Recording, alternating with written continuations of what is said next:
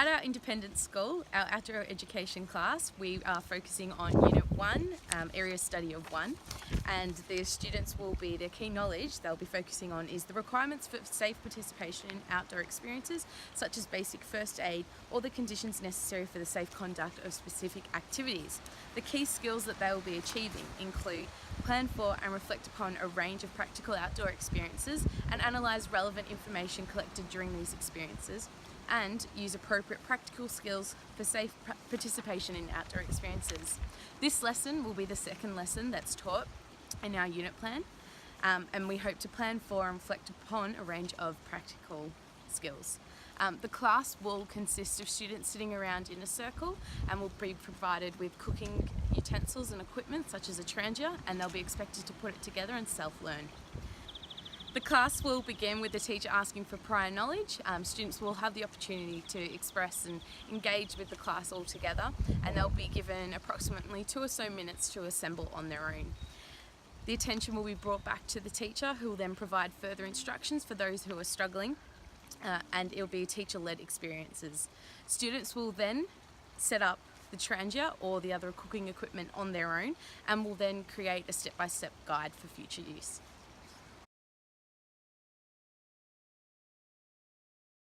Okay class, now we've come outside, everyone's sitting in a circle.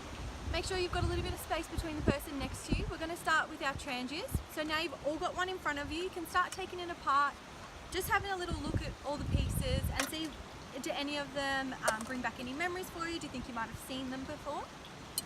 We're going to take a minute or two just to have a bit of a play with them, see if you know how to put it together, get a bit more familiar with the equipment that we'll be using today.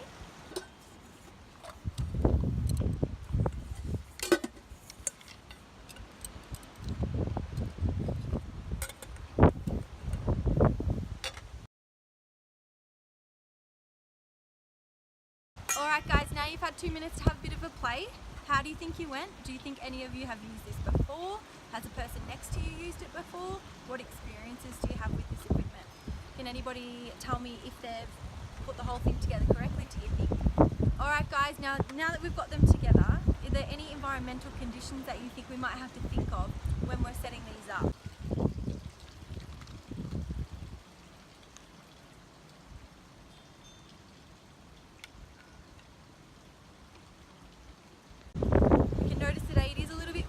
Do you think that might help us when we're out in the field, or do you think we might need to prepare a little bit more effectively when we're doing this? Now that we've all put them together again as a group, and I feel like everyone's done quite well with that and is quite confident, I want you to all just take a moment to write down a step-by-step guide, because once we get out on these trips we're going to be putting our trangias in little boxes, and then as we go, if you might forget on how to put it together, we're going to have these step-by-step guides laminated on top. So if you're out there and you get stuck on something, rather than asking a friend, you can take the initiative to have a little look and have a read through, and that'll help you, and then you'll be able to help other people if they need as well.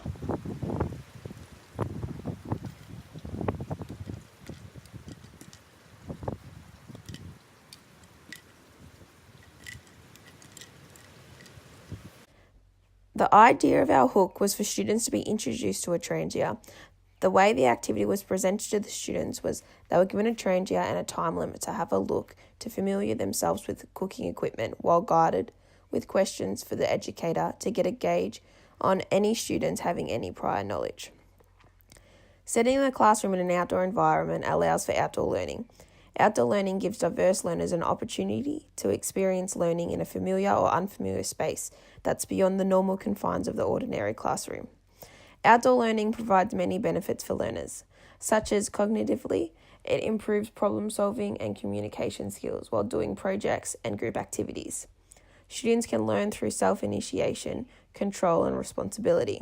Psychologically, students are happier and more positive as they build a greater classroom atmosphere. In this case, having an outdoor classroom for this lesson, it allows students to participate in an activity that simulates setting up and cooking with a trangia on a field lab in the outdoors. Outdoor learning is place-based learning, where students can gain knowledge within an environment. Place-based learning is beneficial for the activity. As stated earlier, it simulates true field lab cooking. It gives students a true experience to what is expected when out in the field, but also allows for deeper learning outcomes. Place-based learning can be beneficial to students as it can be challenging for them to see the world through multiple lenses. They may gain an appreciation and understanding to what's around them. Learning can be relevant and engaging, and learning can be experienced in multiple styles of teaching. Place-based learning can be seen as a negative in the classroom if it isn't controlled. In an outdoor classroom, weather can be seen as a disturbance as students may find it hard to hear and will tend to lose focus on the activity. It's important to ensure the activity is engaging to keep the students focused when the lesson is in a place-based environment. We choose to present the activity to our students in an experiential learning style, as it gave the students an opportunity to be hands-on with new outdoor equipment. It gives learners who prefer a more kinesthetic learning approach an opportunity to engage in the activity, to learn about cooking in the outdoors. We wanted the learning to be more relatable to the students, giving them the opportunity to build on what they already know or gain knowledge on something they are interested in. The outcome of our hook was exactly what we planned for. Improvements that could be made for future reference could be give little less direction to the students about the activity. Having less direction, asking the students simple questions, for example, here is an outdoor equipment piece. You have X amount of time to figure out what is and how it is set up. This gives the students a little competition between the classroom. It excites them as it engages them to quickly figure out what they are looking for. The activity of the step-by-step procedure on how to set up a trangia is a way to assess students' knowledge and understanding of the topic. By completing the step-by-step procedure, the educator can assess everyone on their understanding of setting up a trangia. The educator can distinguish between who is capable and knowledgeable of the procedure and who may need additional help.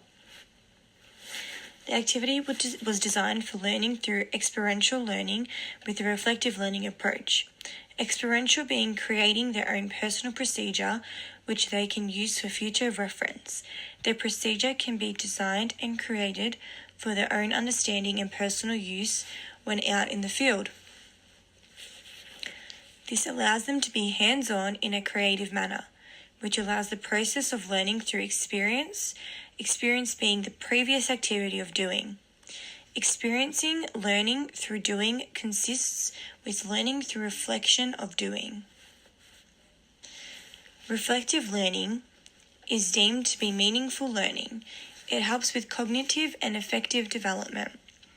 By reflecting on what they have learned, students are able to learn from what they are doing by being fully engaged to the information they're learning.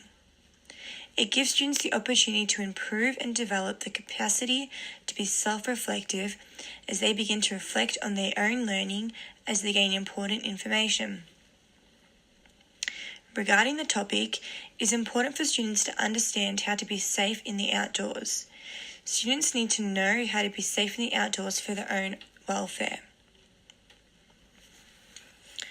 As the activity is designed to get a gauge on the students' knowledge, it played out how we expected it. Improvements that could be made is giving the students an option to be as creative as possible. Creative being making the procedure to help them for future reference for their own benefit. If that's to use pictures or giving the procedure some character. The procedure can become a resource for students to use for themselves or to help their peers. Our Microteach targets many ATEL standards. They include 1.2 understanding how students learn. Research into understanding how students learn is about knowing your students and what works best for them. As it is the start of the year, in our case, we designed the unit by starting with a way that most students would be able to learn, which can move into other styles of teaching. 2.3 Curriculum Assessment and Reporting. We use the curriculum to create a lesson that targets the area of study within the unit. The success criteria for this lesson is to understand the cooking stove and to have the ability to use it in a safe manner within the outdoors. 3.2 Planning, Structure and Sequence Learning Programs. We planned and structured the lesson in an effective sequence in regards to a safe cooking in the outdoors. We wanted to incorporate many types of activities that include multiple styles of learning which engage individuals and their learning needs. 3.3 Using teaching strategies. Including the pedagogies of experimental learning and constructivism, we found it was important to always have the students engaged. Engaging them could mean a hands-on activity, classroom discussion, or creating a step-by-step procedure. It's important to have a range of teaching strategies and activities that engage a diverse range of learners. 3.4 Select and use resources. The hook activity allows to use a resource they may or may not have used before. It's something new they can learn about. 4.1 Supporting students' participation.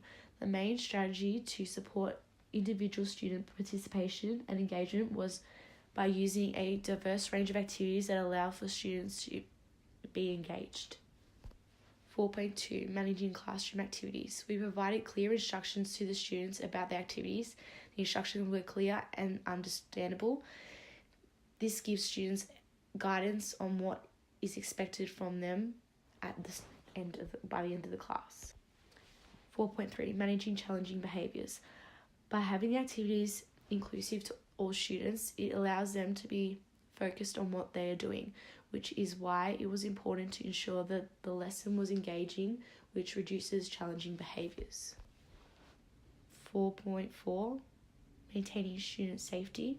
With the Trangia activity, we ensured students had enough space to explore the Trangia in a safe manner. 5.1 Access students' learning. In this lesson, accessing students' learning and understanding was with a formative assessment by observing students' progress throughout the lesson and having a discussion with open-ended questions, which is known as assessment as learning. The step-by-step procedure is an assessment of learning, which can be a form of summative assessment, which can be handed in at the end of the class and assessed by students' knowledge.